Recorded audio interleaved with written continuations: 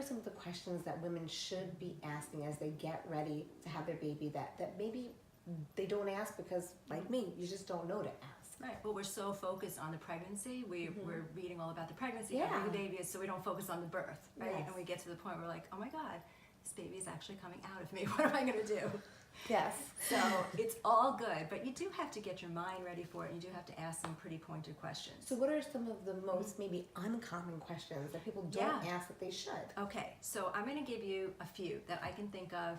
Most of the time, people don't ask this, FYI, because they just assume there's hospital protocol, standard practice. Once they do learn, if they become educated, that there is information out there that's evidence-based and will actually serve to have them have a better and safer birth, they feel really comfortable. So these are the questions. Somebody might come in to their doctor or midwife and say, when I get to the hospital, do I have to put on a hospital gown? Do you? I mean, I'm sure yes, everyone right? assumes that they have I to. brought multiple outfit changes, which I changed into nothing because I didn't have the strength, but So the until like day 3. answer, if you really think of it from a common sense perspective, is no. You don't have to change into a hospital gown. You're giving birth. You are not coming in for necessarily for a medical event. So in the beginning, everything is working the way it's supposed to. Birth is a totally natural process. Wear whatever you want. Be comfortable, right? Wow. Okay. If someone has to have an IV, which will bring me to the next tip, or the next question, I should say, then sometimes the hospital gown is a little bit more convenient just because it unsnaps. And okay, but no, you absolutely do not have to wear a hospital gown. And you can say to your nurse who checks you in, I prefer not to wear a hospital gown. Okay. It's okay to do that. So what about the IV?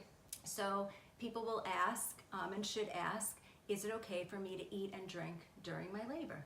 Again, a question nobody ever, well, I shouldn't say nobody, but most people don't ask because they assume that it's not okay. Right. So without going into a whole dissertation about why it is really perfectly okay, evidence-based, of course, to absolutely drink, and most of the time eat something light throughout labor or whenever you feel like doing that, that is a question that you want to make sure you know the answer to before you go into the hospital. Because once you're in the hospital, sometimes the checklist takes over. Right. And everything is kind of being done very quickly and methodically. And if you've already discussed this with your practitioner before you go into labor, you can absolutely say to the person who's kind of helping you at that point, I've spoken with my doctor and we've agreed that it is perfectly okay for me to continue drinking while I'm in labor. Okay. Anything else? Sure. People will ask, can I walk around in labor? You know, they assume that they have all this freedom when they're home in labor, but then once they get to the hospital, if they're not actually ready to give birth, that everything has to change. That they have to be laying in a bed, on a monitor continuously, not moving, lights blaring in their faces, and they absolutely, in the vast majority of cases, can take their labor from home to hospital, and it can be just like it was when they were home. Thanks. Sure. I never knew to ask any of this. I know, all these aha moments.